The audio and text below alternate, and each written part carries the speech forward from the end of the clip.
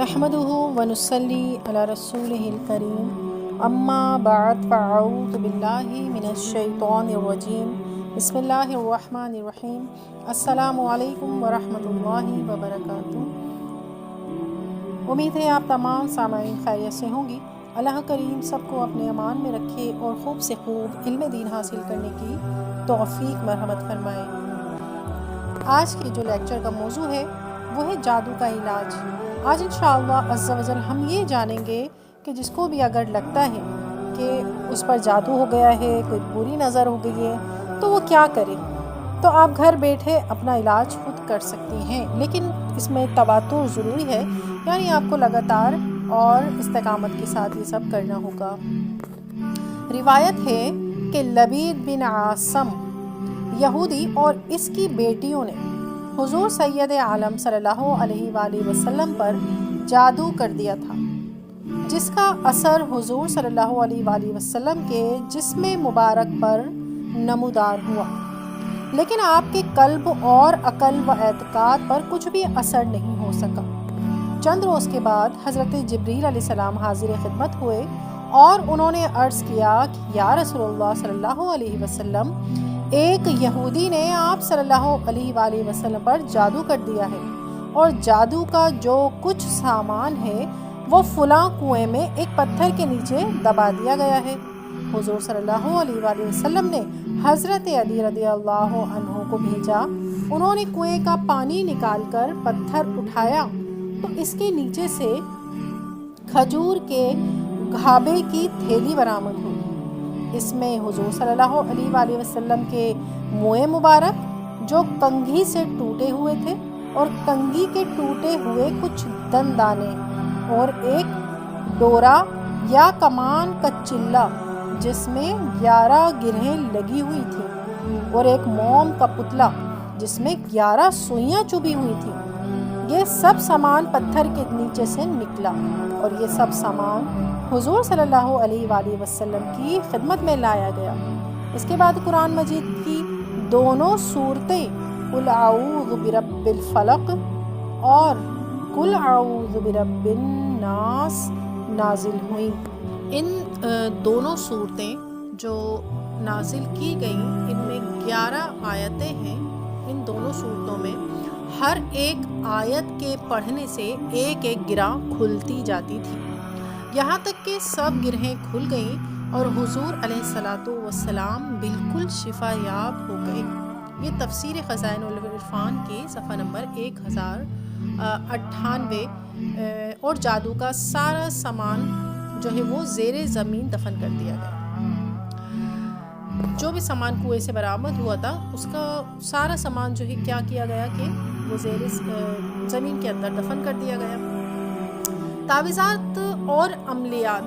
جن میں کوئی لفظ کفر و شرک کا نہ ہو وہ جائز ہیں۔ اسی طرح گنڈے بنانا اور ان پر گرہیں لگا کر آیت قرآن اور اسماء الہیہ پڑھ کر پھونک مارنا بھی جائز ہے، جس طرح عموماً ہمارے گھروں میں ہوتا ہے کہ جیسے یاسین شریف پڑھ کر یاسین شریف کا کہتے ہیں کہ گنڈا بنانا، وہ بھی جائز ہے، اور یاسین شریف کے ہر مبین پر ایک پھونک ماری جاتی ہے، گرہ لگائی جاتی ہے، وہ بھی حفاظت کے لیے ہوتا ہے۔ بعض لوگ بیماریوں کی حفاظت کے لیے بناتے ہیں، اسی طرح سورہ رحمان کا گنڈا بناتے ہیں۔ تو یہ سب چیزیں جائز ہیں کہ جس میں کفر و شرک نہ پایا جائے، وہ تمام چیزیں جو ہے وہ جائز ہیں۔ جمہور صحابہ اور تابعین اسی پر ہیں، جو میں نے ابھی آپ کو بتایا کہ گنڈے بنانا اور آیت قرآن پڑھنا یہ سب جائز ہے، تو اس پر جمہور صحابہ یعنی تمام صحابہ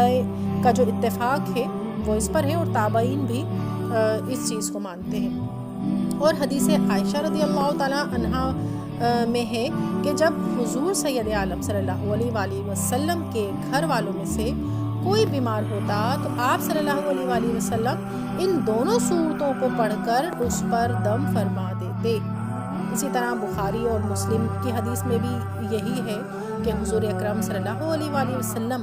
رات کو جب بستر مبارک پر تشریف لاتے تو اپنے دونوں ہاتھوں پر دم فرمایا کرتے اور اپنے سر سے پاؤں تک پورے جسم مبارک آپ دونوں ہاتھوں کو پھیرایا کرتے تھے جہاں تک آپ کا دست مبارک پہنچ سکتا تھا۔ یہ عمل آپ 3 مرتبہ دہراتے، آپ 3 مرتبہ یہ عمل فرماتے تھے۔ یہ بھی تفسیر خزائن العرفان میں پارہ نمبر 30 اور سورہ ناس میں موجود ہے۔ خلاصہ یہ ہے کہ قل اعوذ برب الفلق اور قل اعوذ برب الناس، جیسا کہ میں نے آپ کو شروع میں بتایا کہ اگر آپ محسوس کرتی ہیں تو یہ دونوں چیزیں ان کے لیے بہت کرامت ہے کہ یہ دونوں صورتیں جن، شیاطین، نظر بد، آسیب اور تمام امراض، خصوصاً تمام امراض اس میں شامل ہیں، لیکن خاص طور پر جادو ٹونے کا اس میں مجرب جو ہے علاج، اس کا کیا کرنا ہے کہ تعویذ لکھ کر آپ بنا لیں، ان کو لکھ کر تعویذ بنا لیں اور گلے میں پہن لیں اور ان کو بار بار پڑھ کر مریض پر دم کرتے رہیں اور کھانے پینے اور دواؤں پر پھونک مار کر کھائیں، یہ دونوں سورہ مبارکہ پڑھ کر، اور مریض کو کھلائیں، یعنی کہ جس کو آپ کو لگتا ہے کہ ان پر جادو ہے یا ایسی بیماری ہو گئی ہے کہ جتنی ہی دوا کر لو آرام ہی نہیں ہوتا، آپ یہ دونوں صورتیں پڑھ کے یہی عمل کریں کہ ہر چیز پر دم کریں، پانی پر، کھانے پر، اور بار بار پڑھ کر مریض پر دم کرتے رہیں، اور اس کا تعویذ بھی بنا کر مریض کو پہنایا جا سکتا ہے۔ اسی طرح قرآن مجید کی دوسری تمام صورتوں کے خصوصی خواص ہیں، ان کی بھی بہت سی خصوصیات ہیں کہ جن کو ہم نے اپنی ایک کتاب کا نام ہے کہ جنتی زیور میں اس کی تفصیل جو ہے وہ تحریر کر دی گئی ہے۔ اگر جن کو مزید تفصیل چاہیے وہ بہن جنتی زیور ایک کتاب ہے، اس کا مطالعہ کر سکتی ہیں۔ اس میں ہر سنی مسلمان، اور کیونکہ پابند شریعت جو ہے وہ ہونا چاہیے ان کو، سنی مسلمان اور پابند شریعت جو بہنیں ہیں ان سب کو اس چیز کی خاص طور پر اجازت دی گئی ہے کہ اور تمام ہی مسلمانوں کو چاہیے کہ وہ ان اعمال قرآنی کے فوائد جو ہے ان سے خود بھی فائدہ اٹھائیں اور دوسروں کو بھی اس کا فائدہ پہنچائیں، کیونکہ حدیث شریف میں ہے کہ خیر الناس من ینفع الناس، یعنی بہترین آدمی وہ ہے جو لوگوں کو نفع پہنچائے۔ سورہ فلق جو ہے وہ قرآن پاک کی آخری 30ویں پارے میں ہے، اور اسی طرح سورہ ناس۔ آئیے ان کا ترجمہ سماعت کر لیتے ہیں۔ سورہ فلق کا ترجمہ: تم فرماؤ میں اس کی پناہ لیتا ہوں جو صبح کا پیدا کرنے والا ہے، اس کی سب مخلوق کی شر سے اور اندھیری ڈالنے والے کے شر سے جب وہ ڈوبے، اور ان عورتوں کے شر سے جو گرہوں میں پھونکتی ہیں، اور حسد والے کے شر سے جب وہ مجھ سے جلے۔ سورہ ناس کا ترجمہ قرآن: تم کہو میں اس کی پناہ میں آیا جو سب لوگوں کا رب، سب لوگوں کا بادشاہ، سب لوگوں کا خدا، اس کے شر سے جو دل میں بڑے خطرے ڈالے اور دبک رہے، اور جو لوگوں کے دلوں میں وسوسے ڈالتے ہیں، جن اور آدمی۔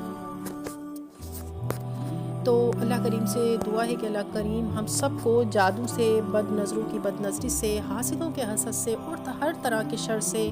ہر طرح کی آفات و بلیات سے محفوظ فرمائے، ناگہانی موت سے،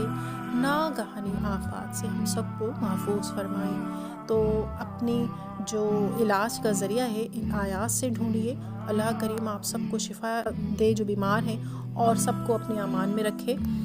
امید ہے آپ ان سے ضرور فائدہ اٹھائیں گی۔